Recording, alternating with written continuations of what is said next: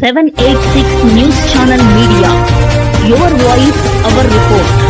నేను రూప్ కుమార్ యాదవ్. దురదృష్టకర పరిణామాల తర్వాత రూప్ కుమార్ యాదవ్ ని నెల్లూరు ఇన్ఛార్జ్ మేయర్ గా నియమించారు. ఆయన ఈ రోజు మేయర్ పదవి బాధ్యతలు స్వీకరించారు. ఎమ్మెల్యే కోటంరెడ్డి శ్రీధర్ రెడ్డి మరియు ఇతరులు ఆయనకి అభినందనలు తెలిపారు. కాగా ఈ సమావేశానికి వైఎస్ఆర్సీపీ కార్పొరేటర్లు గైర్హాజరయ్యారు. కేవలం 20 నిమిషాల్లోనే మేయర్ శ్రావంతి రాజీనామా ఆమోదించబడి సమావేశం ముగిసింది.